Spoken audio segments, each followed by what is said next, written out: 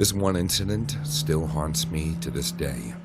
I'm a 22-year-old female, but this happened when I was 18.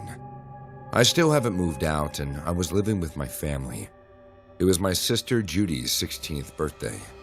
Judy wanted to stay at a hotel and celebrate with her friends. My parents didn't want her to go alone, so we all planned for a staycation in a countryside hotel. My dad was taking care of the entire accommodation of 7 to 8 people, so we could afford a 3-star hotel. The decor and the condition were quite good, and the staff was also helpful. When we checked in, we got into the rooms on the 3rd floor. We ate later that day, and Judy went for a walk at the riverbed nearby with her friends. I wanted to have some time for myself, so I decided to stay back. I was reading in my room when my mom called me and asked if I can go to the front desk to get some more pillows for my sister's friends. As much as I hated these unwanted chores, I didn't refuse my mom. I grabbed my room key and started walking all the way out to the elevator. The corridor was empty and dimly lit. Maybe that's why I didn't notice the man until he moved into the corner. Yes, a man was sitting on the floor, mumbling some gibberish. He had a small dump of pebbles in front of him that he was counting in a very creepy way. His hair was all shaggy, and the coat he wore had a very strong smell, somewhat like a goat. As I silently walked past him, he lifted his head and smiled at me, flashing his bloodshot eyes. It took me only a second to figure out that this dude was Milky Way high. I ignored him and got into the elevator. He watched me without even blinking as the elevator door closed. I grabbed the pillow from the dash and went back to the elevator. On the way up, my heart was beating fast. I expected the man to be gone, but as soon as the elevator door opened, I found him in the same spot. He was sitting there, humming creepily while rocking his body back and forth. I started walking down the hallway when I had a gut feeling to turn around. As I did, I saw that the man had started to follow me. I panicked and started to walk faster down the hall.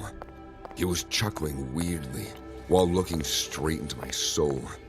His senseless rant was scaring the crap out of me. I felt like he was chanting some spells or something. My survival instincts kicked in, and instead of stopping in front of Judy's room, I rushed straight to my parents. I expected the door to be open, but I twisted the doorknob and realized my parents were enjoying their alone time. But the man did not stop following me yet, so I started panicking and kicking the door. It was embarrassing to ruin my parents' privacy, but what choice did I have? The man kept walking towards me, stretching his arms out like he was dying to touch me.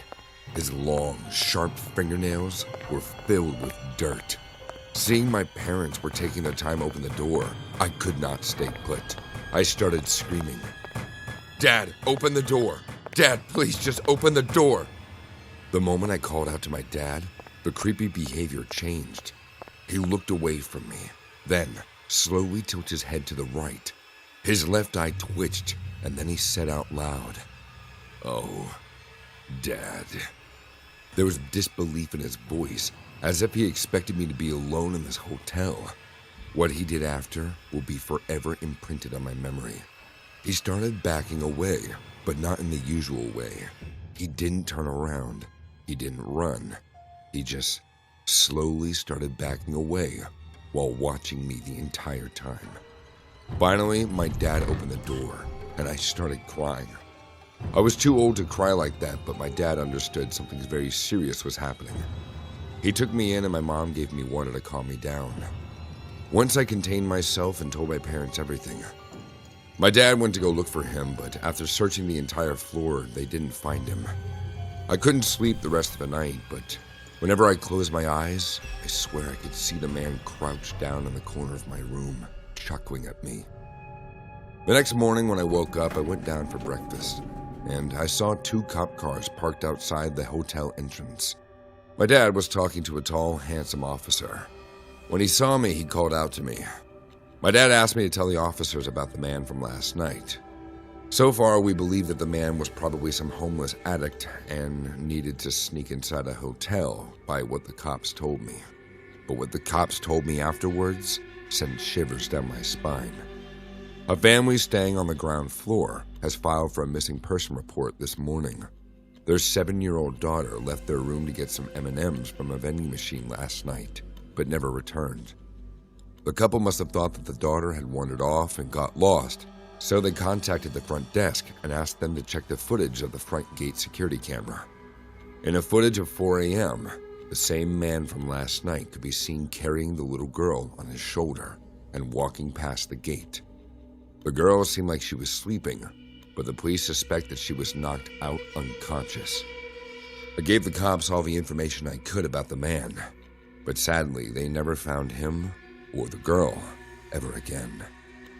Just be careful where you meet a stranger.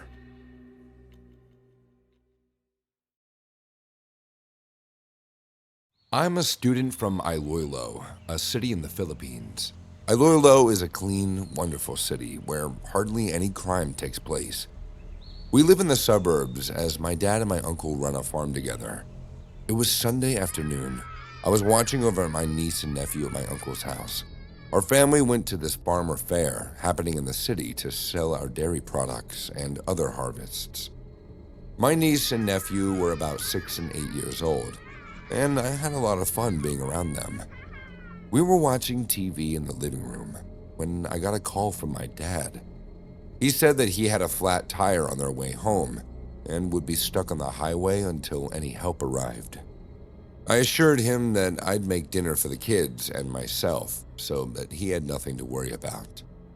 Around 5:30, when the sunlight was almost gone, I went to the kitchen to prepare some rice and chicken.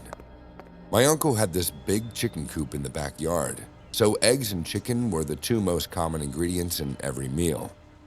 I drained the rice and stirred the chicken legs to boil in a broth when I noticed the bush outside the kitchen window was moving. At first, I thought it was the wind, but the second time it moved, I felt weird. Bushes only move like this when a rabbit or a raccoon was hiding in it. I ignored thinking about it and went back to my meal prep. Once I was done cooking, my nephew asked me for some scrambled eggs. I checked the fridge and realized that all the eggs were taken to the fair for sale. I love my niece and nephew a lot, so I didn't want to say no to their face. I told them to stay inside and play video games till I went to the chicken coop and came back with some fresh eggs. Being the sweet little munchkins they were, they nodded their tiny heads and waited for me.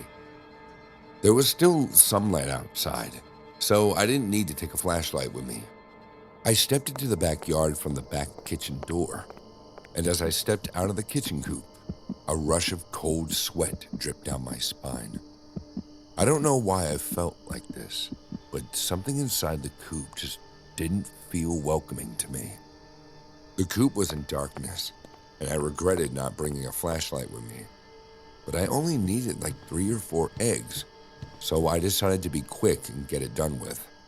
I had to close the door behind me so the chickens didn't escape, but once I did that, I found myself standing in this stuffy room, highly scented with the smell of chicken poop and rotten hay, with a single ray of dying sunlight coming from the ventilator at the top. If you haven't been around chickens, then you probably don't know this. Even though they're pretty noisy birds, once the sun sets, they all fall into this uncomfortable slumber and doze like some old grannies. So along the smell and darkness, the chicken's eerie silence made my overthinking mind run wild. All the horror movies I watched so far kept flashing into my eyes. Just stop overthinking it and be a man. I kept saying this to myself. I slowly started to check the chickens' nests one by one. For 5 minutes, I found nothing. I just kept grabbing all over the place. But then in the corner, with the help of dying sunlight, I spotted 3 eggs resting in an empty chicken nest. Thinking the chicken living there must have just gone on to another nest somewhere in the coop, I victoriously walked towards it to collect the eggs. But as I reached the dark corner, I heard the sound of heavy breathing. I stared into the pitch-black darkness, holding the 3 eggs in my hand. 1 second gone by, 2 seconds gone by, and then I saw two wide eyes open in the dark. Just a pair of two big eyes with red veins bursting from them. The sound of breathing got heavier as their eyes noticed me. I could feel my legs frozen to the ground, and no matter how much I wanted to run, I couldn't. I tried to scream for my niece and nephew, but nothing but a soft groan came out of my throat. And then I heard the sound of chewing. The eyes were still fixed on me, but I could tell the owner of the eyes was chewing on something. The crisp and crackle echoed into a dead, silent coop. I don't remember how long I was standing like that, staring into those vicious pair of eyes and hearing the crackling chomp echo. But suddenly, I heard my nephew's voice calling out to me. I can't let those kids be near whatever is hiding in the dark. I grasped the eggs so hard to my chest that they smashed and broke with pressure. When I ran and came out of the coop, my niece pointed at my t-shirt and started laughing. I realized that I was drenched in egg yolk. I went inside the house and locked every single door and window. I didn't tell my niece and nephews about it, as for them not to panic, because I would do anything to protect them. I told them to shush for a while as I turned off the television to see if I could hear any footsteps or rustling sounds, but I didn't. An hour later, our parents came back and I told my dad and uncle everything. They immediately went to the coop with flashlights and found a dead chicken laying in that corner. Its head was gone. Whatever was watching me in that coop chewed off its head and left the lifeless body of the poor bird. It's been 3 months since the incident. My uncle and dad have heightened the security around the farm so that no trespassers can enter without getting caught. Whatever was in that dark chicken coop, I pray that we never find out.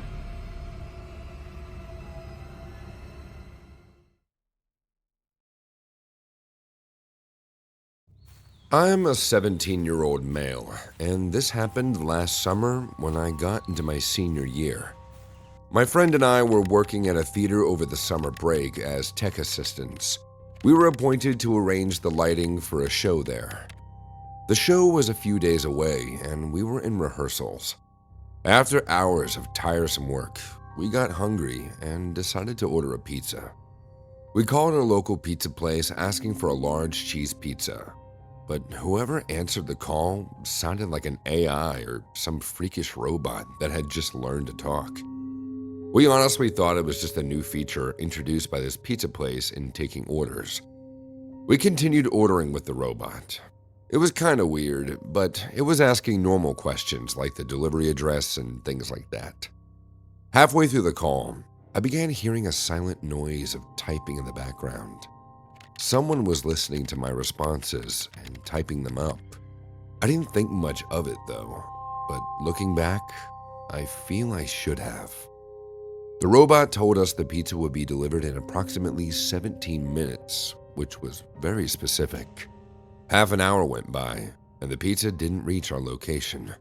I dialed up the pizza place once again. I tried to call back the number, but somehow the call didn't go through, even after 3 and 4 tries.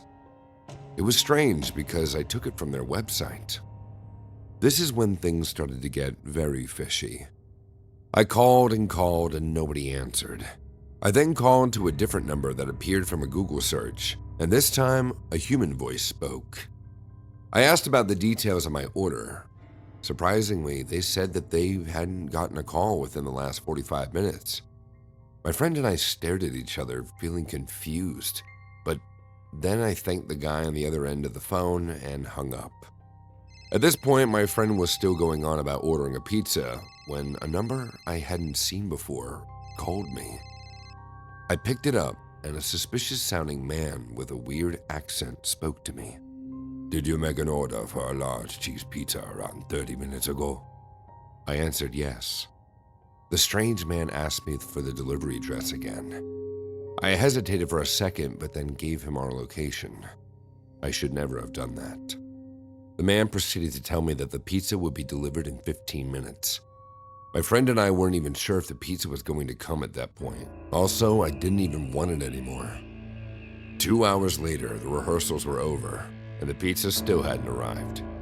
I blocked the number and decided to never pick up unknown calls again. After saying bye to my friend, I got in my car and headed home.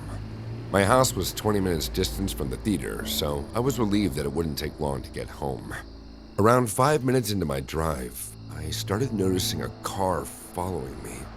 It was a dark red car, on the smaller side, with a sign that had the name of a pizza place on the top bonnet.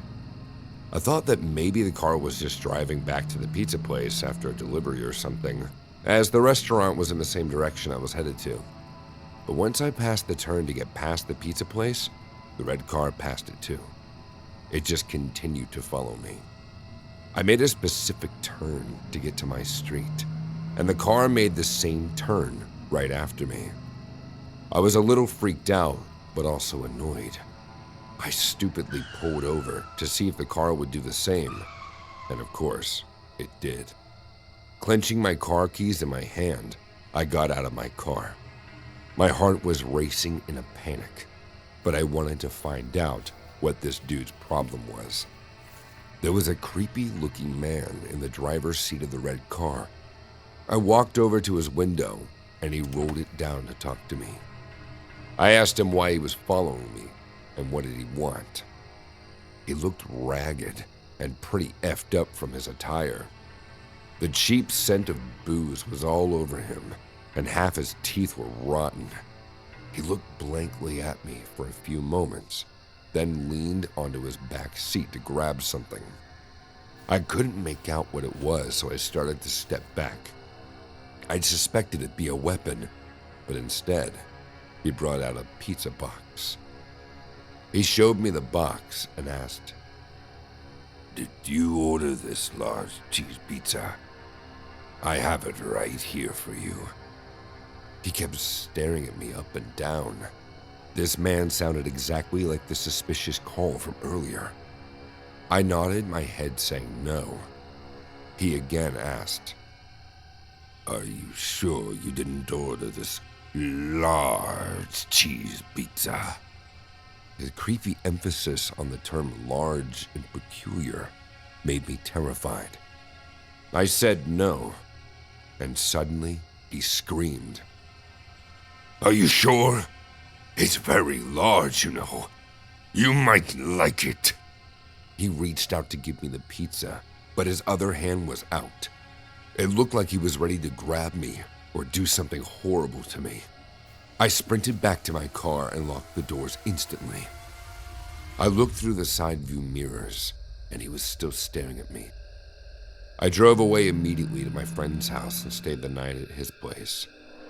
We kept looking at the driveway the entire night to see if any red car was patrolling the area, but hopefully we didn't. To this day, I wonder what would have happened if I reached out to grab the pizza.